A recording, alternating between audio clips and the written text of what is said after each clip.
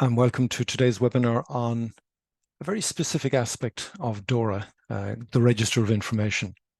Now, the regulator talks about registers of information, but that's because they're collecting them from many organizations. Now, I'm not privy to any more information than you guys are, but I've been looking at it for some time now, and but I don't think we're going to need the 45 minutes unless you have lots of questions, and I'll try and answer where I can. But I'm going to explain at least what I've found on the Register of Information. Okay, I know people are still joining, but we'll continue on. Just first of all, I can see that we have a lot of new faces. This is not my first, but it's for many of you your first webinar with us and with me. So I'll spend one slide introducing our company and what we do. I thought the starting point should be DORA because it was DORA that mandated the Register of Information, but that's just one slide on DORA. This is not a webinar about DORA. It's about an aspect of DORA. And indeed, we will, over the next few months, if you like this, watch out because we will have other short webinars on different aspects of DORA. Today, it's about the Register of Information. What is it? Now, I would hope that most of you or all of you have begun looking at this. I know some of you are customers and have been involved in the dry run with the regulator. And so that means you've been looking at this at least 5 months. We're going to look at what needs to be included, what information is the regulator looking for. And the good news is that you have a lot of this information already. It's just maybe assembling it is the challenge. And indeed, we look at that, where do you start with all of this? And I think there's good news there as well, because you have a lot of this work done. But you've only 5 months left, so you need to get started if you haven't already.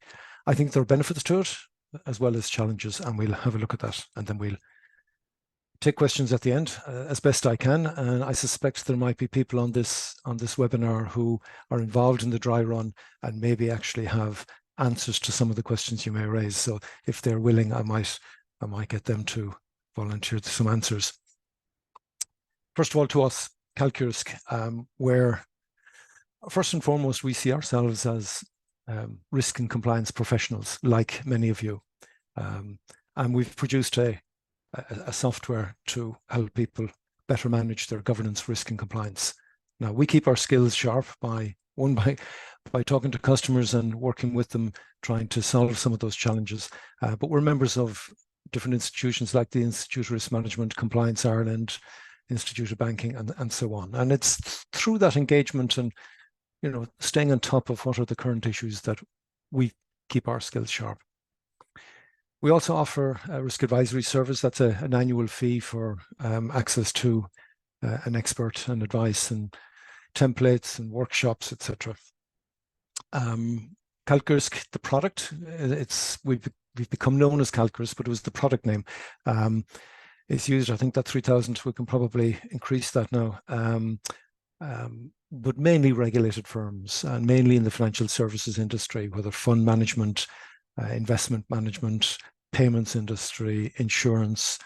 We've the full gamut there, and in the non-profit sector as well.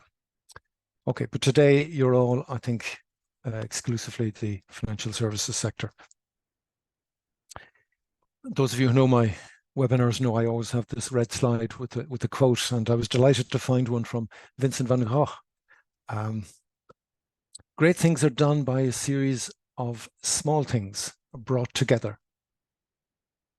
Now, I'm not saying that the Register of Information is a great thing, but I would say that it is about bringing a lot of small things together to deliver the Register of Information. I just thought it was appropriate. Bit of fun. So we start with DORA, and I just, as I said, one slide here to kind of set the context. This came into force in January 2023 and becomes applicable in 2025. Now, from an English point of view, I always wonder, well, what does that mean? Was it not in force already? But okay, it's really in force, shall we say, from January the 17th, 2025, and you have to have a lot of information readily available for the regulator and be supplying it. Indeed, if I go back further and say, and I'm an IT person, I guess, Why DORA? Digital Operational Resilience Act. The act means that it's applicable to everybody in the European Union. Digital, the focus is obviously on information and communications technology. And I suppose between the financial crash and between the COVID and cyber attacks in the last 10, 15 years, regulators recognize the fragility of our whole financial system. And it's not just from a financial point of view, but also systems point of view. So DORA is about making the systems that support, and it's a big system, if you like, with many systems in it. But making it better, better in the sense of that they're more secure, less likely to fail, and if they do fail, that they're brought back up and running quickly again. That's resilience. Resilience isn't about never having a failure, but it's about, I think, having less and getting back up fairly quickly. I remember looking at DORA back over a year ago and thinking a lot of this stuff is in other guidelines, it's in other standards. And indeed, DORA does harmonize a lot of that and bring a lot of that together. So you have one act, one that you follow, and not 10. I also thought, as an IT person, there's nothing in DORA that I would object to. And even if your organization wasn't required to implement DORA, why wouldn't you? And I believe that. I just think it's good for business. So just do it, I would say, and don't fight it, because it's good for you. Okay, I'm not being paid by the regulator. Okay, to the essence of today, because in 5 months, less than 5 months' time, you're going to have to, and you're all financial entities, you're going to have to maintain registers or your register of information regarding the use of ICT third parties. I just move something off my screen here. Okay. That's a very narrow focus on DORA, but it's the regulator wants better visibility on those information and communications technology third-party providers, and we'll see in a moment. So what is the register of information? And I've copied and pasted, apologies for all the text, but this is straight from the supervisory authority. But I've highlighted in bold the key point here. DORA requires that financial entities, that you must have an established capability to provide the register of information to the competent authorities in accordance with a defined uniform format. We'll talk about that in a moment, that implementing technical standard, if you like, the technical standards that you have to follow to deliver it. DORA came out, and during the year, the technical standard has been developed and tested and improved upon, and it's now finally published, and we're going to have a look at that. But it's not a one-off thing. It's something you have to maintain and update, because your third parties will change, your organization will change. Not so often, you'll have additional entities or branches, but that'll be slow-moving information. Depending on the size of your organization, you talk about entity level, sub-consolidated, consolidated levels. Now, if you're a large, and some of you are large organizations with many entities, but the good news for the smaller ones among you is that if you are small and have only a few entities, it is a lot less work. And we'll look at that in a moment. But you have to maintain, whoever you are, that register of information in relation to all contractual arrangements with the third-party providers of ICT. Now, I did look for benefits for you in this, and the one on this screen, and I think it's a good one, is that if you have this register for information, you will have a better overview of your third-party risk, because by generating this register of information, you will delve deeper and you will uncover things that you didn't know. So it is a benefit to you. It is good for you. But clearly, the authorities, the banking authorities, want to have that oversight, want to have that overview as well, because they felt, I think, that they haven't really had a good handle on that infrastructure, that dependencies on third parties, and who are we most dependent on. And that's where the third point here, that's where I think this is going. I think when they have all this information in one big database and they recognize that there are, I'm going to say, of the order of a dozen third-party service providers that are themselves not financial institutions, but their failure might cause serious problems in the financial service industry, they will be subject to a lot of scrutiny. So this will be interesting to follow in the next few years. But look, there is a benefit to you as well. You have to do it anyway, but I'm saying, look, there is a benefit. So please be encouraged. Now, I haven't been involved in this, but I know of the dry run, and starting over 5 months ago, there've been workshops with people who put their hand up and volunteered. Some of you were on this dry run, but basically, if you think about it, these companies who've been involved in the dry run will be in a much better position come January. And certainly reading through the detail, if you're just starting now, it is going to be tight, because there's a lot of, you've got to pull together. Now, if you're a small organization, it's eminently doable. But it is, if you're a large organization, it's probably getting the information. We'll see. The challenge will be in filling the gaps of information, because yes, you have a lot of it, but the challenge, I think, will be getting the rest of it. I suppose the important bit here is that the technical standard, the ITS, has been published. So now we know, and yet it's probably subject to some tweaks, but we know what has to be delivered in January of next year. I'm not going to go through all of this, guys. I don't think there's any great value. I wasn't there, but you can see that there's been a fairly intensive program. And if anybody wants to offer a comment later in the chat, or I'll share that with people.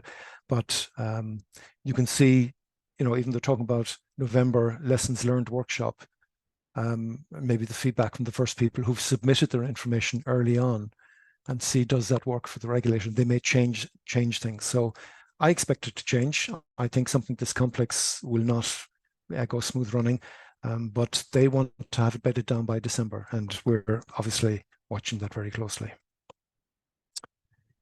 So ITS, the I is for implementing technical standard, because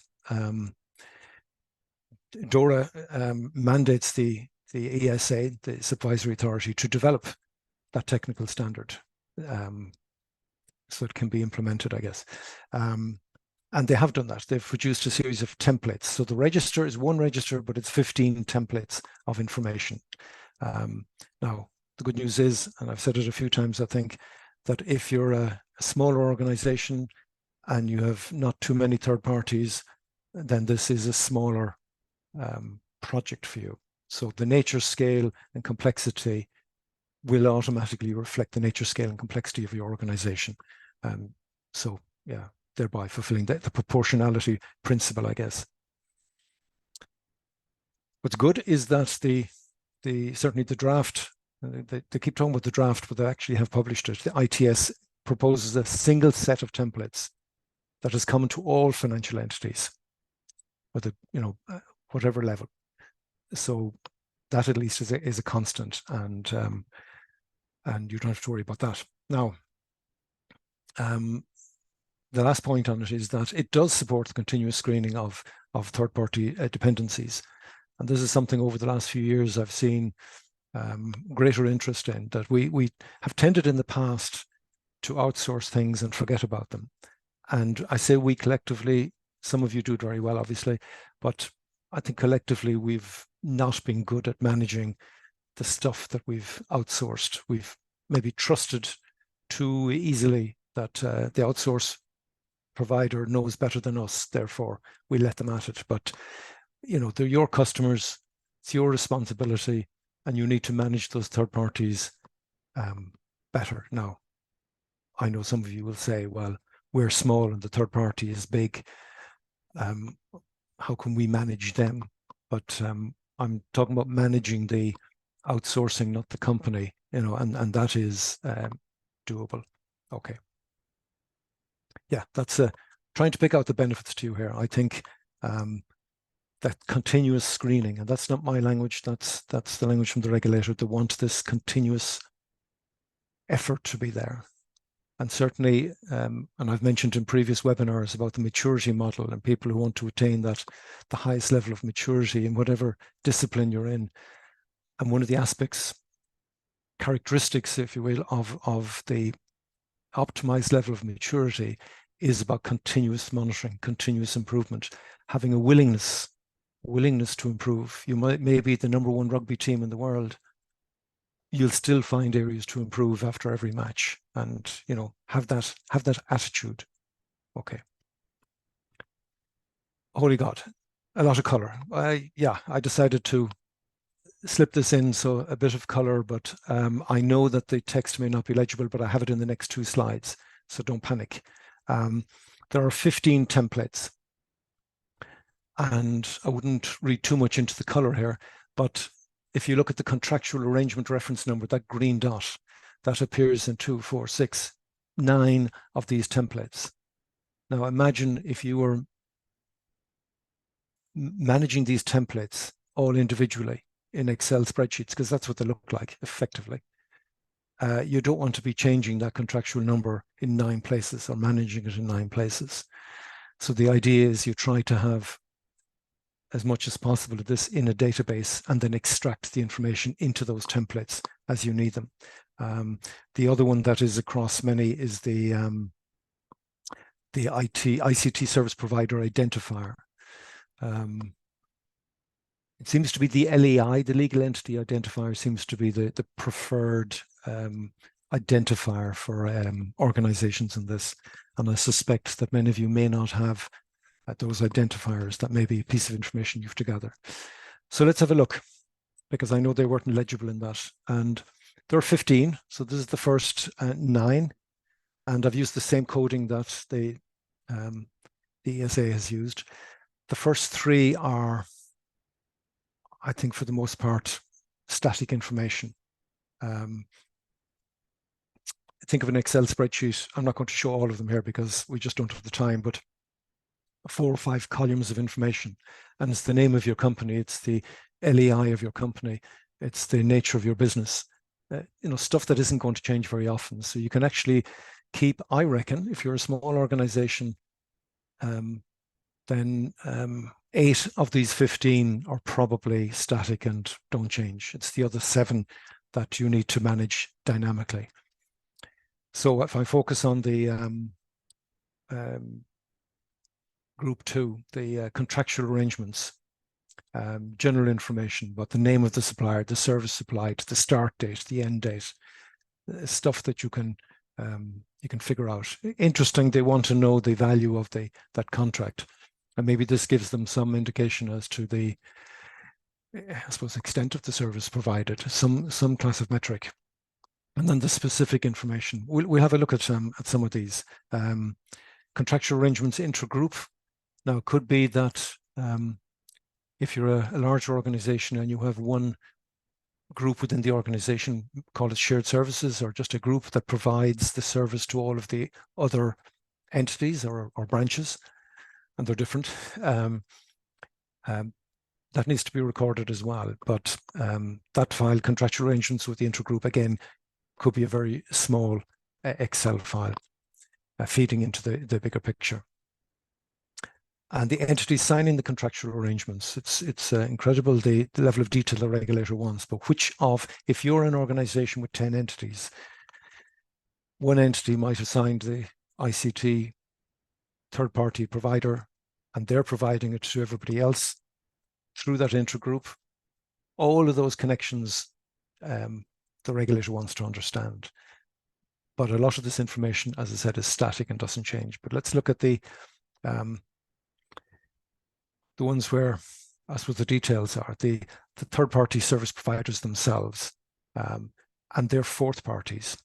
And if I understand the nature of this register of information. They want to know the fifth parties, and they even refer to it as N, rank N, where N is, anything greater than, well, if 1 is the service provider and 2 is the fourth party and 3 is the fifth party, they don't limit what you need to know about in your supply chain. So that's going to be a challenge. But I think it's also, look down your supply chain a little bit more than just the third party. You should certainly know the fourth parties. Remember, if they're responsible, part of the responsibility for delivering a critical service for you, then you need to know. You need to know who you're dependent on to deliver that.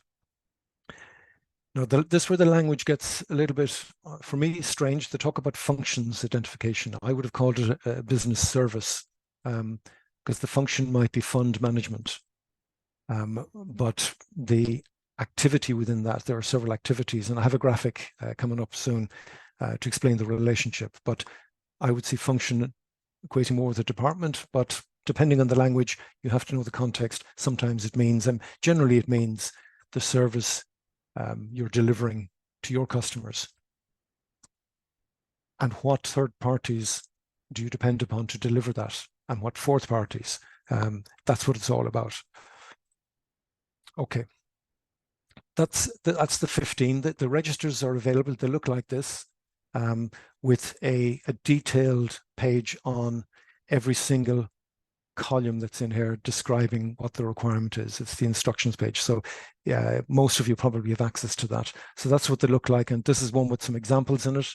You'll see that for country, when you submit the report, and this isn't the one you submit, because the one you submit doesn't even have the those headings. I've just left them in for clarification, but the one you submit would just have a header row, and then in the top one here, there's 2 data rows, and you can see under country, there's EBA, GAIE, that's Ireland, and EBA is the banking authority. Don't ask me what GA stands for, but that's their code, and this is the way they want you to tell them that the country of the third-party service provider's headquarters is Ireland. Yeah, that could be a challenge for some people, that you might have the information down as Ireland. You now need to submit it as their code. That's the top one. That's third-party service providers, and the one underneath it is functions identification. And this is the level of detail they want. That they want to know down to the, and I would say one level below function, the activity, because each row in the lower template here, the functions identified, is actually an activity, level of activity. That if you're doing safekeeping of money or doing money transfers, that's one activity under maybe a fund management service or function in their language. And they want that level of detail. Let me try and put it in a diagram for you. You have ICT third-party service providers, and you need to collect information if you're not collecting it already. A code that identifies them uniquely, and that is generally the LEI is what they seem to be looking for. They will accept others as well, but LEI seems to be the one most referenced. The name of the company, obviously, the category of the service, and so on. Now, I haven't put in everything in here just for readability purposes, but quite a lot of information on the third-party service provider.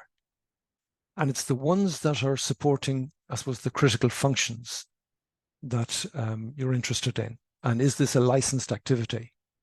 And certainly the criticality. Now, when you're doing this, I would say you do all of them and then pick out the critical ones and the ICT service providers. Why would you just do it for a subset of this?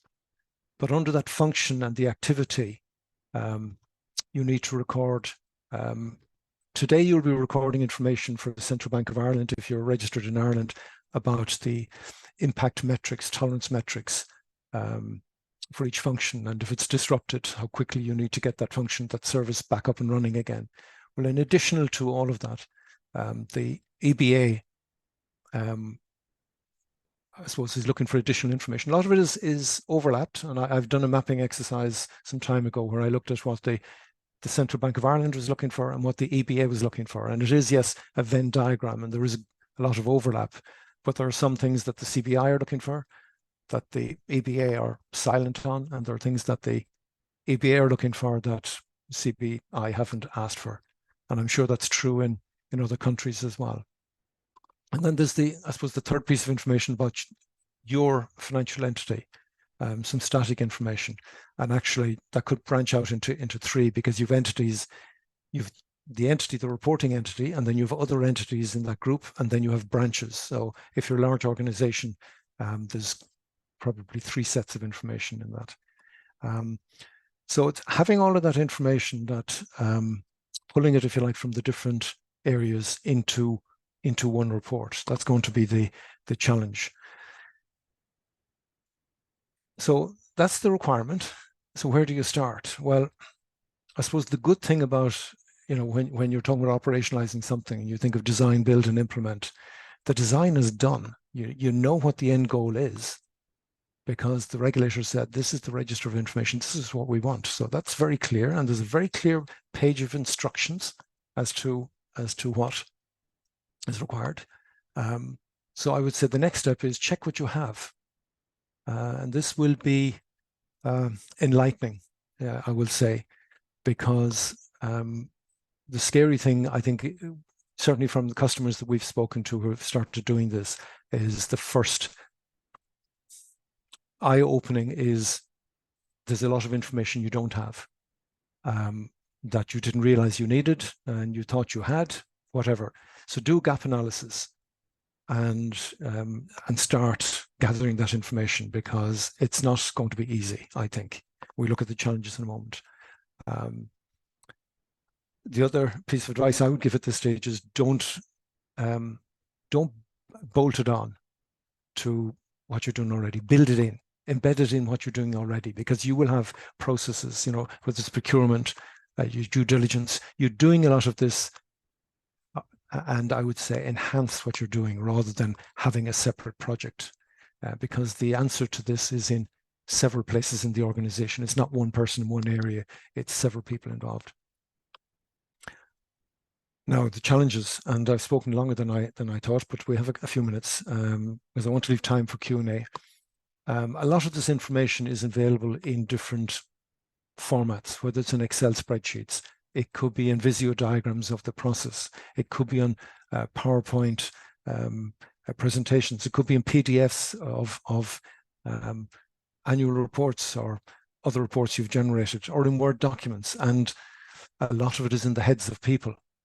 So you've got to, try and gather that information into one register of information. If you're dependent on a large third-party provider to provide you some information, they're generally slow to change and even update their service level agreements. So start now, and perhaps they're getting the requests from many, so you might find it easier than I'm indicating. But I think the larger they are, the slower they move. The format of the register. Now, I've been dipping into this for some time, and I'm still having to reread the instructions to understand the complexities, and the fact that you've entities, and you've the key entity, and you've other entities, and then you've branches. And when you're looking for the identification number, which is it of? Is it of the third party, or is it of the entity, or the entity who signed the contract, or the entity who's actually using the service? You have to sometimes read it several times to fully understand. Now, I've put down here the volume of data that is required, and we've got some, feeling for that, and it is a lot. But there is the benefit, at least to you at the end, that if you have all of this in one place, you as an organization, think of senior people making decisions, having that at your fingertips, that full picture of your dependencies and the third parties that you depend upon, will give you greater confidence. Indeed, I would say, and I've been quoting him for years. He used to be, if he still is or not, I don't know, the CEO of Visa, and he said, a well-controlled environment gives you the license to do other things. And I think one of the benefits of doing this is you will automatically improve your control environment. And that's my third one here. I'm going to put them all up. The robust control environment. I think inevitably you will improve your controls when you're doing this. I think you will have better oversight of your third parties, and you will be encouraged and you will be motivated to manage them better. But you will find, and if you take this as building it in rather than bolting it on, that you have a lot of this covered in other compliance requirements, and it's really just identifying the common areas and benefiting from the work you've already done. So my final slide, let's take away. You've got until the 17th of January. I think you have most of this information, just in many locations, and just start gathering it. Whereas I would always recommend, do all third parties and all functions. The focus should be on the critical activities and the critical functions for now. You can always add to it after January, but you won't be forgiven for not having the critical stuff done by January. But plan, I would say, to do it all, because it's good for you, right? If you can report it to the regulator, you can report it to your own board, your own organization, and you will benefit from it. So if you haven't started already, start now. So we still have nominally 12 minutes, and if there's questions, and I see there's one, so I shall have a look at that. Our parent company is in another EU company. We are in Ireland. Will the register have to be submitted in Ireland as well as the parent company's authority, parent country? I'm not qualified to give you advice, but my understanding, and maybe somebody else can confirm this, my understanding is that there's probably one authority that you pick as an organization, whether you want to report in Germany or in Ireland, and you do it once, and you're not having to report to multiple at this level. This you don't have to do. I'm fairly confident you don't have to do multiple countries. You may have to do other parts in other countries, but this report you do once. You just decide which country makes the most sense for you to report it in. I believe that is the answer. Any other questions? Is there somebody actually online who can confirm if my understanding is correct on that? And you can put it into the chat or into the Q&A.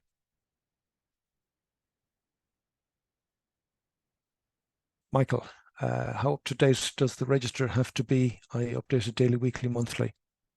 That's a fair question. It's not specified. Nothing I've read has specified how up to date. But what I would say is, my feeling is that certainly wouldn't be at a weekly level. But if you're making a major change, if you're changing a third party, then in the same month you should be updating this information. If there's a regulator visit coming, have it updated before they come. If you wait 6 months or a year, if there's lots of things changing, then you'll have a bigger task to do on the day before the regulator arrives. So better have it in a database, and one that you're just, as I said, build it into your processes so that it's not a case of picking a date in the year or a month where you update it. It just happens automatically. And that's the advantage of databases over spreadsheets, that it's in one central location, and the person who has the responsibility for putting up third-party detail puts it into that central location, and it's available to all reporting.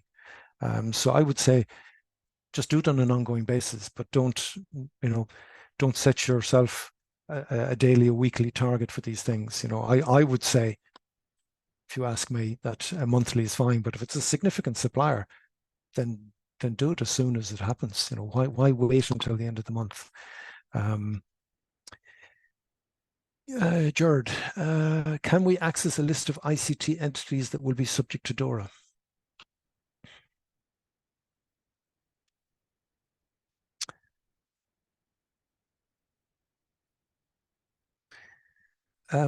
I don't know if the regulator is going to publish that, but certainly if you're subject to DORA, then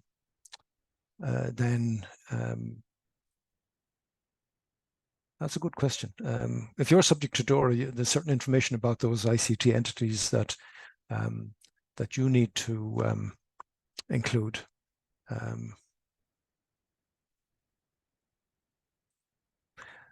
And I would say further that, subject to DORA, I think all of the ICT entities you're dealing with, why wouldn't they do everything that is suggested in DORA? I mean, if they're claiming to be best in class, then they should be doing everything that's in DORA, not because it's mandated, but because it's the right thing to do. I don't know, Gerard, is the answer. Can we access a list that will be subject to DORA? I'm not sure where you're going with this, whether it's, I mean, it's you who are subject to DORA, and you should be asking your ICT third-party provider if they're doing everything that you require them to do. But if they're ahead of the game, then they are already, and they know what questions you're going to be asking. They've known for 2 years at least, so they should be there. There's others. Is register for all O services, all critical services, or all important services? My understanding is that it's for the critical services. They say critical or important. But I would be saying to you that, start with that, but why would you just do it for one section of that? Because it's a good system, so have it for all of them, but you need to report on the critical or important. They say critical or important. I'm not sure the differentiate between critical and important. I've struggled with that for the last 2 years, but if you say critical, you just need to define what you mean by critical. That's all they ask for. The draft ITS you referred to from January 2020, if correct, has been adopted. I don't know if it's adopted, but it is published, and it's from July. I think there's an update in July, and that is published. I think the adoption is coming, but I don't expect. Don't wait for it to be adopted. I think that's probably the key thing I would take out of this. It's published, so start now. I think as somebody, I've been involved in standards for years with ISO, and when it gets to draft stage and final draft stage, not much changes between that and the final one. So don't wait for it to be actually adopted. Maybe somebody else can tell us what's the adoption date on that, but it's published, so go with the published one. How often must the register be reported, uploaded to the competent authority? I don't know, James. I would say whenever they ask you for it, because they say you have to have the capability to produce this.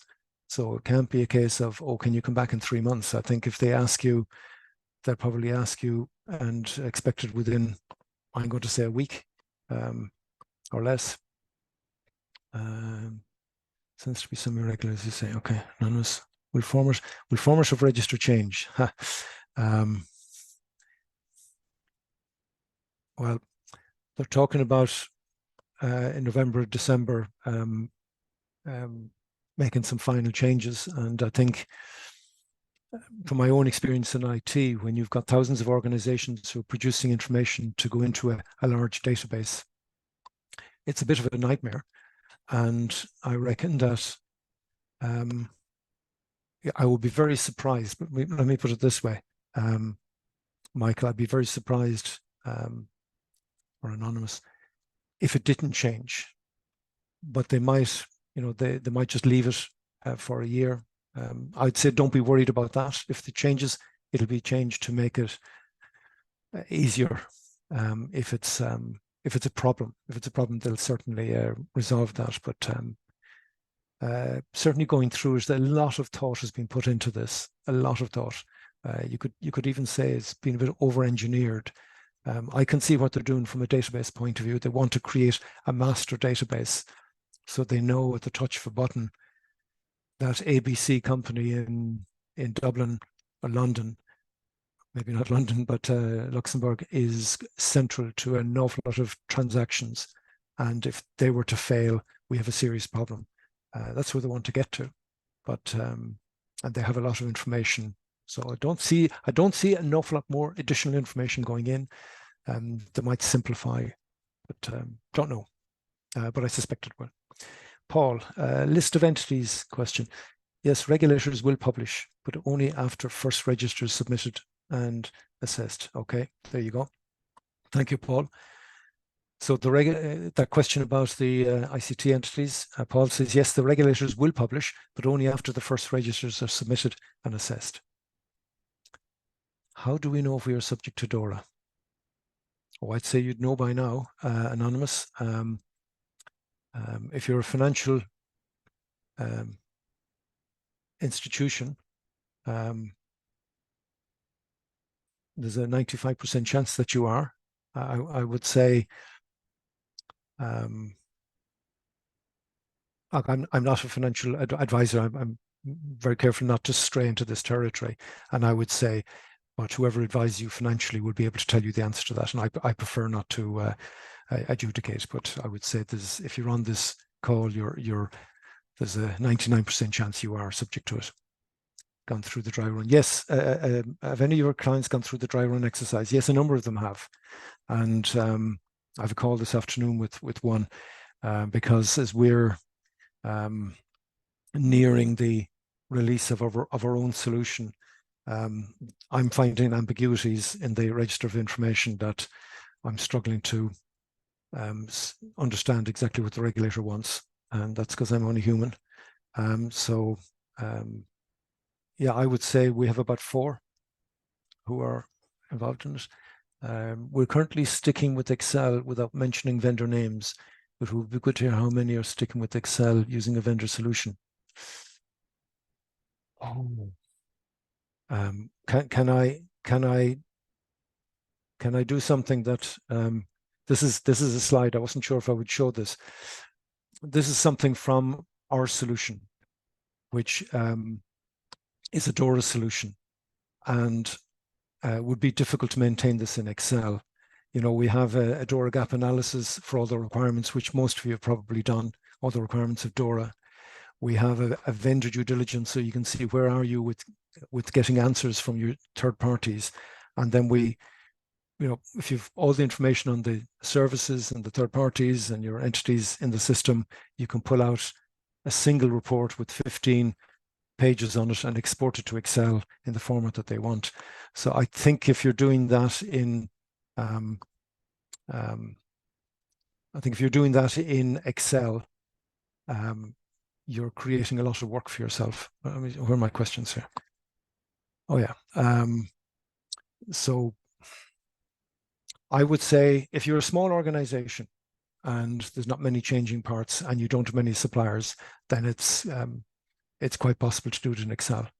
But once you start, and I think this is the common theme from customers of ours who've put in we launched a third-party module about 2 years ago, where people could record details in third parties, and then the central bank wanted them to report in a particular way. So we added more detail. We're adding more again for the EBA. But the most common feedback we got from people who started putting information into a system that was prompting was how much information they didn't have and where the gaps were. So yeah, certainly Anonymous, if you're a smaller organization, fine. But once the numbers start growing, it becomes a huge task. But that's fine. Can you share details of brochure of the DORA solution from calQrisk? Edith, certainly we can.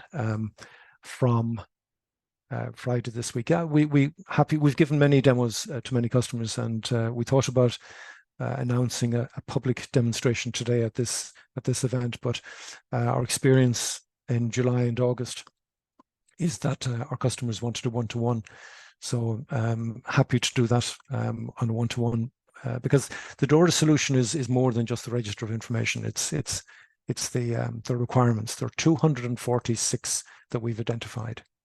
Yeah, things that you should be doing in the organization.